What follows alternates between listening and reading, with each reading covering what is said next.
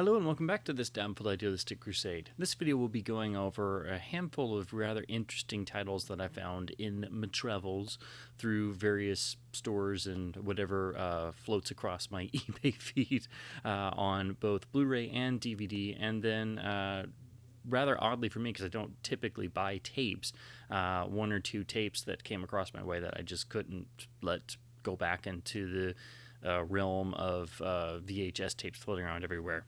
So to start, just three titles I found on Blu-ray. This one is an Olive title that I've wanted to get for a while, and of course Olive films just don't pop up in the wild and usually are rather expensive, and although a lot have been popping up on Hamilton Books and other discount websites, so it's now starting to get to the territory of is Olive going to change their business model? They're going to go out of business. I don't know, but it is just a reason to celebrate whenever you find an Olive title floating around. So this one I've wanted to see for ages. I've never actually seen this film all the way through. I think I've seen a piece of it, but never the whole thing. And this is the 1951 Raoul Walsh directed Distant Drums, starring Gary Cooper, with this beautiful artwork here on this Olive release. Unfortunately, like almost every Olive disc, and it's no surprise, there's no extras here, and it is just licensing a title from the Paramount library. So at least it's getting it on Blu-ray and getting it a nice home video release to at least have on disc. So this will be a nice first time watch through for me. These next two are out of print discs that are strangely out of print for some reason that I found in my local shop, just mixed in the regular bargain section of Blu-rays. And I'm like, wait, what? Is that what I think it is? This one, the film is still technically in print, but this edition is the first one that is out of print. And since they all seem to share the same master, this is the one you want to try and find. So I was very pleasantly surprised to find the original Miramax Echo Bridge presentation of The Grifters. This was the first Blu-ray release here in the US and is the one you want to find. It's got a bit of a better bit rate and does have some extras, including a director commentary and a vintage behind-the-scenes piece. Not much, but all the others are bare bones and, if I'm remembering correctly, not as well encoded either. So I was very happy to stumble across this. It goes for quite an amount now because, again, the Blu-rays that came afterwards from, I believe they're from Lionsgate, they're bare bones and the encoding isn't as good and it's the same master. So you do have to really scrutinize because the covers are mostly rather similar, and then the newest one is just a Photoshop mock-up that doesn't look as good. This is the original poster art, but it's on blue instead of black, and they have this first time on Blu-ray notification here. But if you're looking at copies of this film and you want the absolute best version to date, you will want to try and find this one because it has the director commentary. It's also got lossless audio. It's listed as stereo, but it is Dolby Surround encoded. If you do want to see this film and you don't want to pay through the nose and you can't find this Blu-ray, it is of course available on Laserdisc and DVD, but this is currently the best technical way to see it in terms of HD transfer and everything. So very pleasantly surprised to stumble across this. This next one is for some reason out of print on Blu-ray. I don't know why. I kind of fell in love with this film all over again. I got reintroduced to it on the DTS Laserdisc, which is without question one of the 5 or 10 best LDs I've ever seen, with a absolute powerhouse of a soundtrack. So of course I immediately go, man, I need to get that on Blu-ray, and I go and I look and it's out of print and I'm like, well, what the heck? And so that is of course The Long Kiss Goodnight, which is again very underrated and sort of satirizing a standard action movie, which of course kind of comes with the territory when Shane Black writes the screenplay. It's kind of developed a cult following and definitely is better than you remember because there's a lot more going on in it. It's part Bourne Identity, part action movie, part buddy cop film with the mismatched pairing of Gina Davis's character with Sam Jackson's character. It's a lot of things, and all throughout it's got this very acerbic, dark, knowing, almost not quite fourth wall breaking humor, but there's a little touch of that. And again, that all comes from Shane Black writing the screenplay. But this thing has a blistering 90s 5.1 mix, which this is one of those films. if you don't have a surround sound system in your house or your setup, you're not going to get the full experience. And I'm just really curious to compare this to the DTS Laserdisc, which again is just incredible. And so I was really happy to find this. It's just a standard Warner Brothers release. It's a New Line title, but for some reason this has gone out of print. There is no special edition. This doesn't have a lot of extras. I think it's just got the same like little tiny production featurette from the DVD, which, if I'm remembering correctly, is all that's on there. So I've got this on both Laserdisc editions, the AC3 and the DTS, the DVD, and now the Blu-ray. And it's a fun little film to return to. It is definitely very underrated, but the sound mix on this thing is worth purchasing the disc for. And since this Blu-ray is out of print and there's no knowledge or news of a new version coming out, if you stumble across this, go ahead and get it, because it's just getting more expensive and harder to track down. Next, moving to DVD, this one was a total surprise, and again, also in the bargain section, still sealed, and I've only been able to see clips of this, but of course I know its importance because anything even tangentially related to Bond I know about or have to know about. So this is the A&E US video release of the complete Riley Ace of Spies series. The famous Sam Neill starring series from the early 80s that really put him in contention for the James Bond role, and is very highly regarded to this day. Again, I've only ever been able to see clips of this before, and this usually goes for quite a little bit. It's never been remastered in HD as far as I know, and is not on Blu-ray. The UK DVD is, of course, PAL, and I don't think that has a lot of extras either. This one doesn't really have extras, but it's a nice slimmed down package from A&E, and it's just the whole series, which runs a little over 10 hours across some rather nicely packaged slim cases. So it's just 4 discs with the same art. They didn't really need to do, slim cases for everyone, but basically what they did was they described each of the episodes on there, so you don't have one of the big multi-hinge tier cases where the tiers usually break off, the discs go flying. So this is still an acceptable way of doing things, and even though there's no extras, the actual box and packaging seems rather nice. And again, very surprising to see this still sealed for less than $5. So of course it was a no-brainer, and of course those who think that Sam Neill would have made a good Bond, this is where you would go to look if you haven't seen it already. Again, I've seen pieces of this. I've seen portions of some of the episodes, so I'm aware of its quality and sort of the look and the feel, and doing a essentially a more World War I type spy story, but now I can finally see the whole thing, and very excited to do so. Next up are 2 titles on DVD that are actually classic cliffhanger serials. This first one is from VCI. This particular serial is now very difficult to come by in terms of official releases. VCI did apparently 2 different DVDs, and both are out of print and now go for substantial amounts on eBay, particularly the second one, because apparently the transfer was cleaned up a little bit. By a little bit, I mean like just a little bit. But I stumbled across this copy of the first edition, and again, it was just a couple bucks, and even this version is well over $50 on eBay. And I've been wanting to see this, especially since I revisited the Flash Gordon serials, and I've never seen the entirety of the classic Buck Rogers serial, which was also done with Buster Crabbe, and it was sort of trying to compete with the success of Universal's Flash Gordon serials. So basically, in terms of the serial itself, it's basically Flash done over, not quite as elaborate as a budget, and from the reviews I've seen, the villain is not exactly as good as being the Merciless, but of course, that being one of the great villains in all of fiction, you can't really compete with that. So again, this is the first release from BCI, so the whole serial is on a single flipper disc.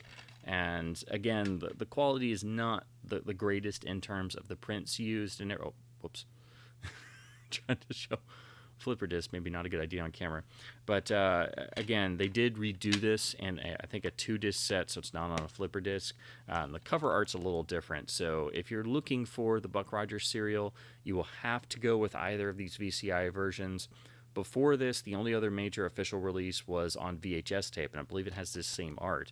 So if you can't find either of these and you really want to see the serial and you don't want to look at whatever terrible copy is floating around on YouTube or online or wherever, you're going to have to go all the way back to VHS, which sadly is the fate for most serial releases.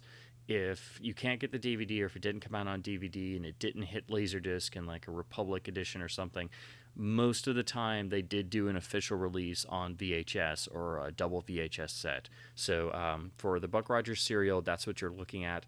And I'm just really happy to finally be able to see this in an official version. I've seen like a clip or two, and I've wanted to get this on DVD, but again, the prices are just usually astronomical. Again, if you're into the Flash Gordon serials and you wanted more, this is essentially the sort of tie-in. Even though it's not Flash Gordon, you have Buster Crabbe coming back in a very Flash Gordon type role.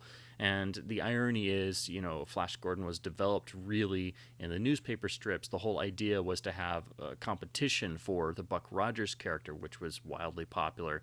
And then Flash came in and kind of became just as popular, if not even more popular. So the fact that they did the Flash serials and then they came and did the Buck Rogers serials to compete with the Flash serials, keep that sort of rivalry going. And of course, they both star Buster Crabbe, the iconic Buster Crabbe, in another of the great classic adventure serials. Next up is a serial release from Roon Group, and this is when they were still releasing primarily under the Roon Group name on DVD. You can still get some of these. I think they're in print from the Troma Direct web store. So the Roon name is still being used and floating around. This is not one of the ultimately better regarded serials because it is from much later in Republic's serial making career. This is, of course, from 1951, but it is iconic and it's one I've wanted to see for a long time. So when I saw the DVD in the local store just sitting in a bin for a couple bucks, it's like, okay, it has my name on it. So, of course, I had to grab the Roon Group release of the classic serial Radar Men from the Moon from 1951. Again, this is a Republic serial. It's from much later in their serial producing cycle, much more towards the end, and not as well regarded as some of the earlier ones, but one I've wanted to see for a long time, particularly since, if you, of course, see the titular character here and his rocket pack. If you're a fan of The Rocketeer, this is one of the primary influences on the whole look and design of the character and the idea of The Rocketeer being based on a serial type story with a character that flies around with a rocket pack. That the sort of imagery comes from this particular serial in terms of the character with the helmet and the rocket pack itself. So that's one of the reasons why I wanted to see this, and now that I've gotten more into serials, anytime I can see an official release of a serial that's at least decently presented or somewhat cleaned up, I'm totally game for it, even if the serial itself is not that good. There's always some enjoyment there. So I don't really think there's any extras on here. It's just getting the serial itself in good condition. Again, the disc is double-sided, so it presents the whole serial across a flipper disc. And then the insert is kind of cute because this is a vintage Roon insert, and it's talking about their release slate for the rest of the year, 1999. So this is definitely, a bit older, but nicely colored and have all these fantastic looking covers. And of course, Roon would get bought and sold and would change hands multiple times, but they're still sort of around in various states, and you can still find a lot of their DVD releases floating around. Next up are 3 Warner Archive MOD DVDs that I've wanted to get for ages, and lo and behold, they turned up in some local haunts, and I'm like, what? More Warner Archive DVDs? Are you kidding? These never pop up locally used. So this first one I've wanted to get for way too long, and it puts me one step closer in trying to go complete for James Cagney's filmography. This is one of his essential early starring Warner Brother vehicles. It's not a gangster film per se, but it's a classic Warner gangster film in almost every other way, so that's why it's not in the box sets behind me. But very important, very fantastic as well. This is, of course, 1931's Taxi, directed by Roy Del Ruth, and famous for being where the iconic line that Cagney never speaks comes from, the iconic line that everybody thinks that Cagney said being, "You dirty rat." He never said that in any film, but in Taxi, he comes the closest by saying something to the effect of, "You dirty-bellied rat, you," or something like that. It's not quite the "you dirty rat." It's one of the classic lines that everybody thinks has been said, but isn't. Up there with Cary Grant saying, "Judy, Judy, Judy," and in Casablanca, the line, "Play it again, Sam," which of course is never said, ever, by any character. So beautifully using original art, and should be a really nice transfer. No extras, but as typical with MOD disc, but getting an essential Cagney title, Cagney vehicle, I should say, on disc, and to the masses as they should be, because these films are really magical. If you've never seen any of the Cagney films that are sort of outside the gangster cycle, some are included in the gangster box sets, but most of the others are thankfully available from the Warner Archive, and they haven't had the greatest number of releases before this, so this is going to be the best way to possibly see them. Next up are two more titles to get me closer to having the complete Errol Flynn filmography on disc, both from the Warner Archive, both MOD DVDs. This first one is a film I've been wanting to see for years. I've seen the trailer for it, I know about it, and that I've never gotten to see the whole thing, and I'm really excited to finally see this. This is 1948's Silver River, with Errol Flynn and the wonderful Ann Sheridan, who I love in any film, directed by the great Raoul Walsh, and this one doesn't have the greatest reputation. It's got a sort of middling reviews when it came out, and that's what most of the later reviews are. But I've just been wanting to see this for ages. The lead pairing, two of my favorite actors from the classic Hollywood period and from Warner Brothers, directed by Raoul Walsh, in a black and white western. The story setup is a little bit more complex than most westerns of the time. It's got a sort of Civil War background, so it's got sort of the elements of being a Civil War or post-Civil War western as well, which always adds a bit of spice to any western story. And it's just been a film I've wanted to see for years, so I was very happy that Warner Archive released it on DVD, and now very happy that I finally chipped one more away from my massive want list. And then last is the 1955 film The Warriors, which is really the last sort of swashbuckling adventure film that Errol Flynn made in his career, at least from a major studio standpoint. This is definitely when his health was not the greatest, and it is very visible in a lot of his later films. But I've never gotten to see this before. Its video history has not been the greatest. So usually the last couple films you can see are films like Master of Ballantrae, which is a great little gem, very underrated, based on a Robert Louis Stevenson story. This one I don't think has the same reputation as that film for those of us who actually like and admire things in that film. But it's also got a really great cast, and you get to see Errol Flynn and Peter Finch in a film together, along with Robert Urquhart, if I'm pronouncing that correctly. I always feel I'm terrible with names, which we know primarily as classic horror fans from Hammer's iconic Curse of Frankenstein.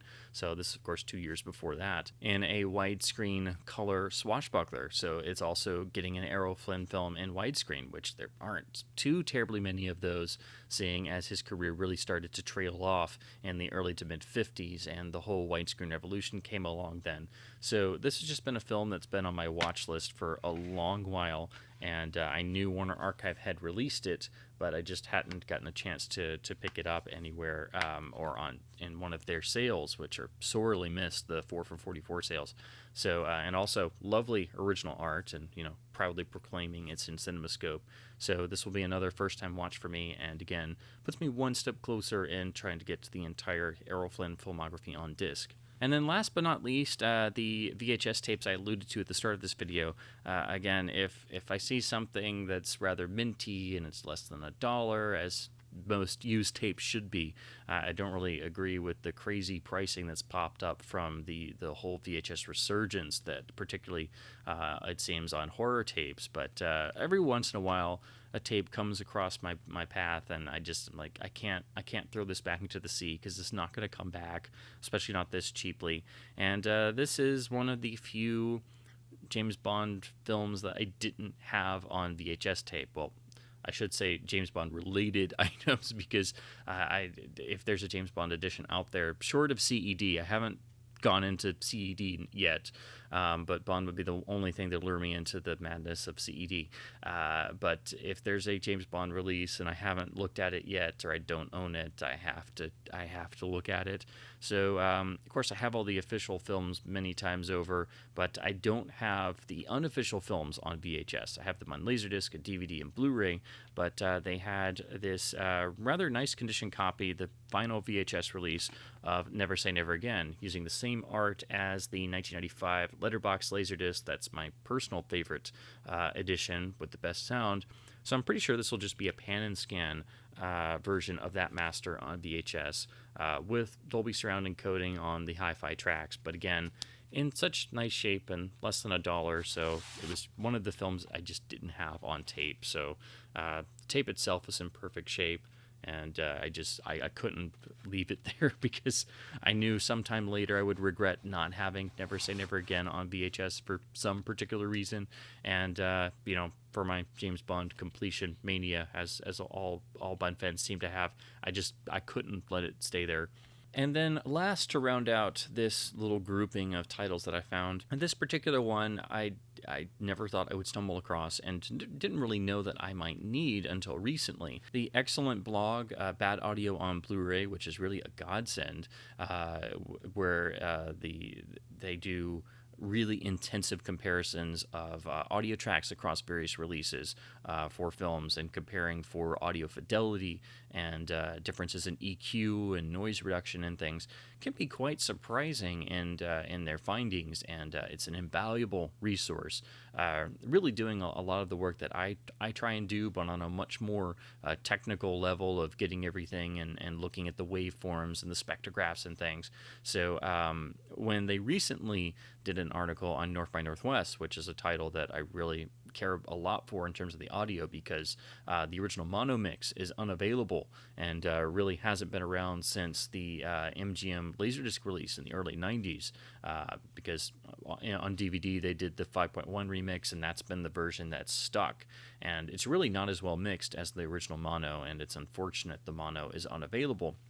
So for me, I felt the Criterion CLV Laserdisc and the MGM Laserdisc were the best source for the mono, and that's what I've watched for the last number of years. Even though we have the beautiful restored version on Blu-ray, I still prefer the audio on the Laserdisc and the original mono mix. But they're not perfect, but I thought it was the best we had. They found that the original MGM Laserdisc from the early 80s, the pan and scan, rot-prone, analog-only disc, that the analog mono on there might be a little bit cleaner than what was on the digital tracks of the later Laserdiscs. So that really threw me for a loop, because I've seen that disc before and I've passed on it thinking, oh, I don't need that. It's analog only. It's pan and scan. I'll never watch it. It would just be something to have as another North by Northwest to have on the wall or have in the collection or something. And for me, I kind of have to draw a line somewhere. Otherwise, I'd buy every video release of every film that I love, and then I wouldn't have room for anything. So practicality has to come in somewhere. But when they posted that, I was like, wait, what? How many times have I passed up that disc thinking that it wasn't important? And I'm not a big fan of analog audio on Laserdisc anyway, because it is rather noisy, and even with the CX noise reduction, it's not the greatest, and sometimes different players do it differently, and so most players, the analog output isn't the greatest. You have to have a player with good analog audio output, and then usually its video isn't very good. So my player, I have a couple different players, and they sort of have a different range of how good they are with the analog output. But to make a long story short, in that realm of looking at editions, most of the time the VHS or beta that would come out around the same time as the Laserdisc would be the same master, which means you have access to, for example, in VHS, if it was hi-fi encoded, you would have that same audio in hi-fi. So lo and behold, sticking out of the VHS bin, I see a larger box indicating most likely a much earlier tape release before they settled on the slip sleeves, and with the silver and indicating early MGM, and I'm like, wait a minute.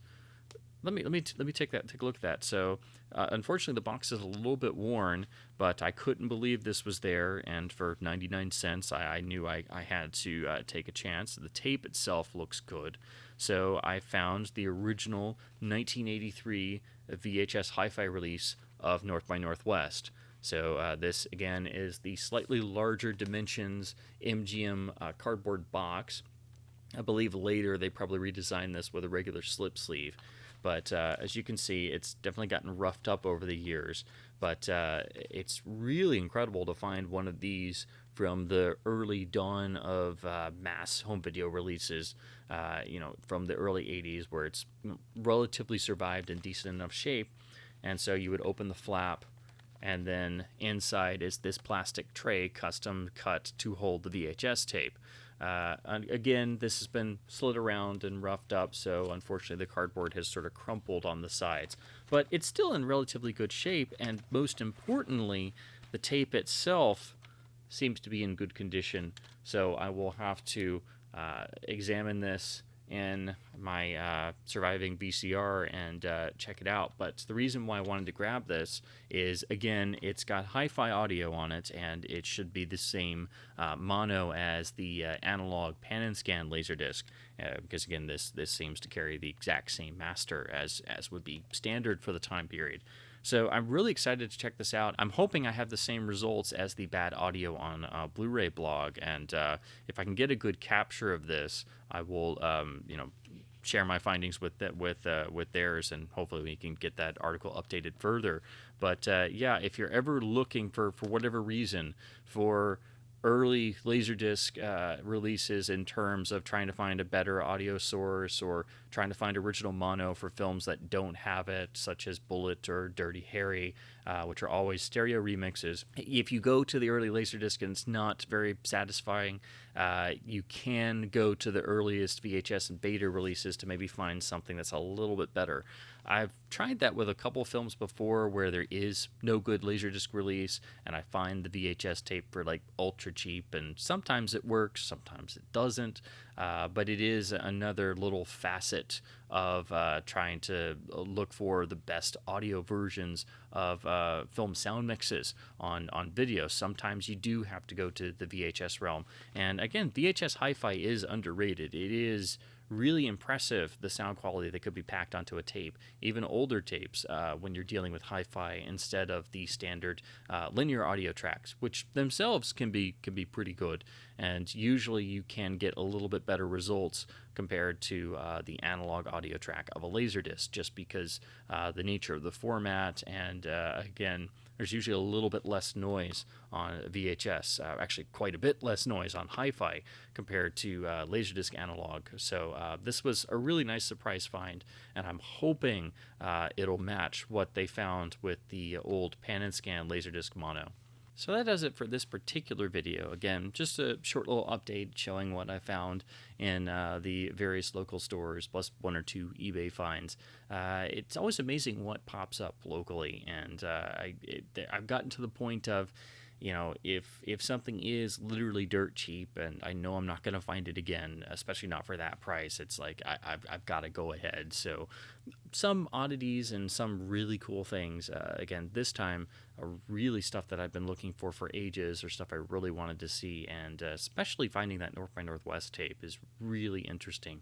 So hopefully I can check that stuff out pretty soon and start adding to my never-ending list of findings. So as always, leave any comments below, stuff that you're looking for or things that you may have found in local shops. Please do keep supporting your local bookstores and video stores if you have them, comic stores, record stores, wherever you find your local video finds. Keep physical media alive, keep your discs spinning, and thanks for watching.